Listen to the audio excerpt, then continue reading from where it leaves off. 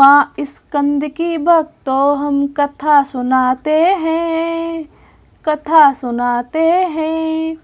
नवरात्रे में 5वें दिन इस रूप को ध्याते हैं, हम कथा सुनाते हैं। जय माता दी। हे माँ, हम सभी पर अपनी कृपा दृष्टि बनाए रखना।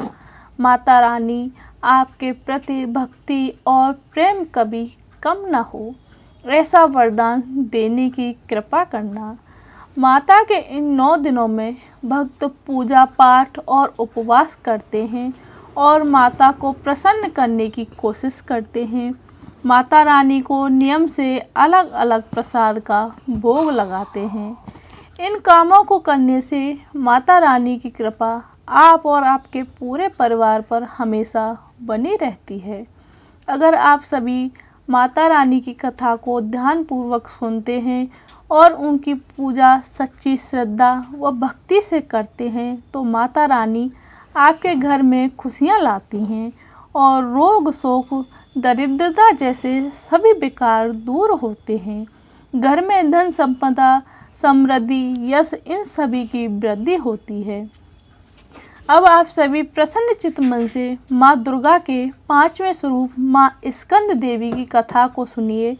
आप इस कथा को आधा अधूरा बिल्कुल न छोड़ें, क्योंकि माता का आशीर्वाद उन्हें ही प्राप्त होता है जो माता की सच्ची श्रद्धा भक्ति से पूजा करता है और उनकी कथा को ध्यानपूर्वक सुनता है। नवरात्रि का त्यौहार भक्तों को पार लगाता है। भगवान कार्तिक का दूसरा नाम स्कंद है। माँ स्कंद इसलिए इनका नाम पड़ा। ममतामयी रूप माता सभी भक्तों पर ममता बरसाती हैं। यही रूप भक्तों को पार लगाता है। अस्त्र शस्त्र की शिक्षा भगवान कार्तिक को माँ स्कंद ने ही दी थी, ताकि भगवान कार्तिक ताड़कासुर का वध कर पाएं। क्योंकि ताड़कासुर राक्षस बहुत ही बलवान था, उसे यह वरदान प्राप्त था कि उसे सिर्फ भगवान शिव की ही संतान मार सकती है। ताड़कासुर की पूरी कथा अब हम सुनेंगे, तो आइए सुनते हैं ताड़कासुर की पूरी कथा। ताड़कासुर के जन्म कथा का प्रारंभ भगवान ब्रह्मा के मानस पुत्र ऋषि मारीच से प्रारंभ होता है, जिनके ऋषि पुत्र कश्यप थे।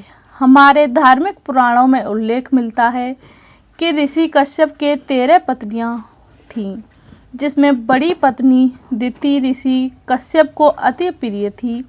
दिति से 3 संतानें हुईं, जिसमें 2 पुत्र हिरण्याक्ष और हिरण्यकश्यप तथा 1 पुत्री सिंहिका। हिरण्यकश्यप तथा हिरण्याक्ष दोनों आगे चलकर पराक्रमी दुष्ट असुर हुए। सतयुग में हिरण्याक्ष अपने बल तथा पराक्रम का बड़ा घमंड करता है। जिस घमंड के वशीभूत हिरण्याक्ष देवताओं पर अत्याचार करने के बाद हिरण्याक्ष पृथ्वी को पाताल लोक ले जाता है, ताकि भगवान हिरण्याक्ष को मार न पाएं। सतयुग में देव यक्ष यहाँ तक भगवान का भी पाताल लोक में जाना संभव नहीं था। उसके बाद भगवान श्री हरि विष्णु ने वराह अवतार धारण कर हिरण्याक्ष के हजारों वर्षों तक युद्ध करने के पश्चात हिरण्याक्ष को मारकर पृथ्वी को पाताल लोक से निकाल लिया था। हिरण्याक्ष की मृत्यु के बाद हिरण्यकश्यप का अत्याचार बढ़ने लगा। हिरण्यकश्यप असुरों के राजा थे, जिससे उनसे सारे असुर दैत्यों को एकत्रित कर तीनों लोकों में आतंक मचा रखा था। हिरण्यकश्यप का अत्याचार लगातार बढ़ता जा रहा था। हिरण्यकश्यप का पुत्र श्री हरि विष्णु का परम भक्त था। उसने अपने पुत्र पर भी अत्याचार करना शुरू कर दिया और श्री हरि विष्णु को अपने परम भक्त के पुकारने पर और सभी देवताओं की प्रार्थना करने पर दुष्टों के संहारक भगवान श्री विष्णु ने नरसिंह अवतार धारण कर हिरण्यकश्यप के अत्याचार के भू को लोक से मुक्त कर दिया। हिरण्यकश्यप की मृत्यु के बाद माता दिति को बहुत दुख होता है, जिसके बाद माता दिति ऋषि कश्यप से पुत्र प्राप्ति की प्रार्थना करती हैं। जिसके बाद माता दिति फिर गर्भवती हो जाती हैं, जिसकी जानकारी इंद्रदेव को हो जाती है। तब इंद्रदेव इस भय से दिति के गर्भ को नष्ट करने के लिए अस्त्र से प्रहार कर देते हैं कि फिर एक असुर का जन्म होगा, जिससे तीनों लोकों में हाहाकार मच जाएगा। परंतु दिति में तपोबल की वजह से गर्भ नष्ट नहीं होता, लेकिन गर्भ में बालक के अनेकों टुकड़े हो जाते हैं, जो अनेकों बालकों के रूप में जन्म लेते हैं। सभी 49 बालक माता पिता से आज्ञा ले भगवान शिव की ओर बढ़ चलते हैं। वे ही 49 बालक शिवगढ़ हैं।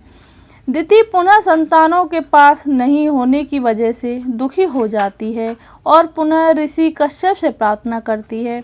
परंतु इस बार ऋषि कश्यप दिति को 10,000 वर्षों की कठोर तपस्या करने को कहते हैं। माता दिति 10,000 वर्षों तक के लिए कठोर तपस्या करने लगती हैं।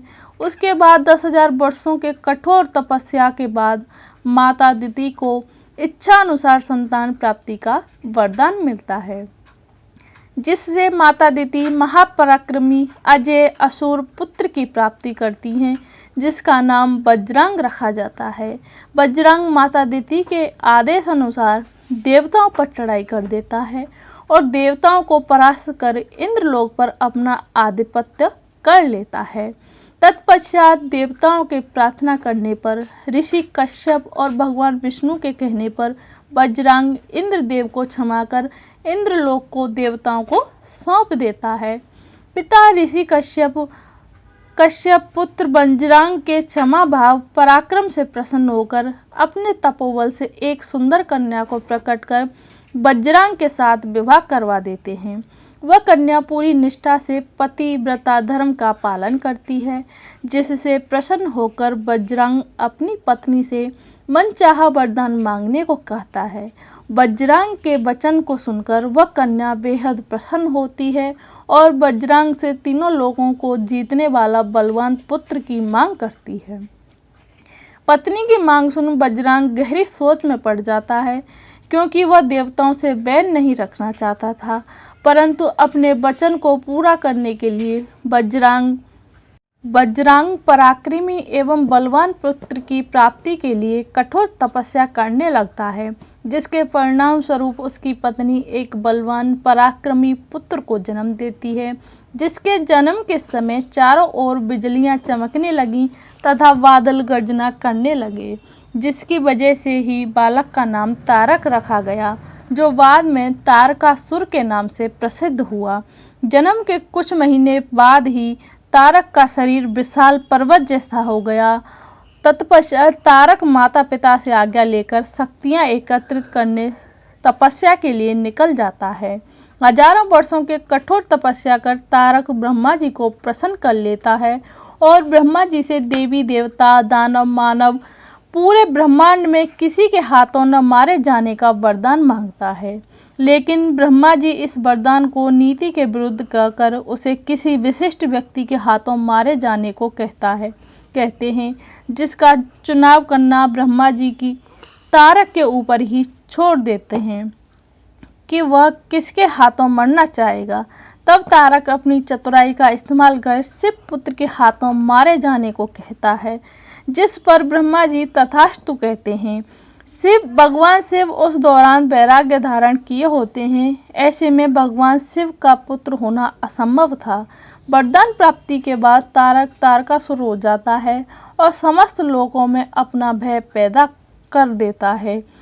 स्कंद पुराण के अनुसार माता सती अपने पति भगवान शिव का अपमान न सह पाई। अपने पिता दक्ष के कारण वह पिता दक्ष पर क्रोधित होती हैं और पिता दक्ष के यहाँ हो रहे यज्ञ कुंड में आत्मदेह समर्पण कर लेती हैं। माता सती के देह समर्पण के बाद भगवान शिव सांसारिक मोह माया से विमुख होकर अनिश्चित समय के लिए ध्यान मुद्रा में बैठ जाते हैं। इसी दौरान पहाड़ों के राजा हिमवत को लंबे अरसे बाद संतान प्राप्ति होती है। माता सती राजा हिमवत के यहाँ पुत्री के रूप में जन्म लेती हैं, जिसका नाम पार्वती रखा जाता है। वहाँ असुर राजा तारकासुर का आतंक अत्याचार जाता है। तत्पश्चात सभी देवता, प्रेम के देवता कामदेव को भगवान शिव की ध्यान भंग कर भगवान शिव के मन में माता पार्वती के प्रति प्रेम भावना जागृत करने का कार्य सौंपते हैं। उसके बाद कामदेव धनुष बाण के माध्यम से भगवान शिव पर प्रेम पुष्प बाण चला देते हैं, जिससे भगवान शिव का ध्यान भंग हो जाता है। भगवान शिव कामदेव पर बहुत ही क्रोधित होते हैं। उसके बाद वह अपनी तीसरी आंख खोलकर कामदेव को वश कर देते हैं। तब देवी रति की प्रार्थना करने पर भगवान शिव कामदेव को जीवित देह प्रदान करते हैं। कामदेव के प्रेम पुष्पबाण से भगवान शिव के मन में माता पार्वती के प्रति प्रेम भावना जागृत हो जाती है, परंतु अभी भी भगवान शिव का क्रोध शांत नहीं हुआ था। भगवान शिव की क्रोध की ऊष्मा पूरे ब्रह्मांड में व्याप्त हो रही थी। तत्पश्चात भगवान शिव के जटाओं में विराजमान माता गंगा भगवान शिव के क्रोधाग्नि को सर्वात तक पहुंचाते हैं, जिससे 6 सिर वाले एक बालक की उत्पत्ति होती है, जिसे 6 अप्सराओं ने पाला और बाद में माता पार्वती ने बालक के 6 सिरों को एक सिर में रूपांतरित कर दिया। अप्सराओं द्वारा लालन पालन होने के कारण बालक का नाम कार्तिकेय पड़ा, जिसने बाद में देवताओं के सेना नेतृत्व करते हुए तारकासुर का वध किया था। भगवान कार्तिक ने तारकासुर का वध किया था, इसलिए कार्तिक का जन्म होना बहुत ही जरूरी था। यह थी तारकासुर और भगवान कार्तिक की जन्म की संपूर्ण गाथा और स्कंद माता की कथा। आपको यह वीडियो अच्छी लगे तो इसे लाइक करें, शेयर करें और सब्सक्राइब करना बिल्कुल न भूलें। अगर हमसे कोई गलती हो जाती है तो कृपया करके हमें क्षमा ज़रूर कर दें। जय माता दी। माता रानी आप पर अपनी कृपा बनाए रखे।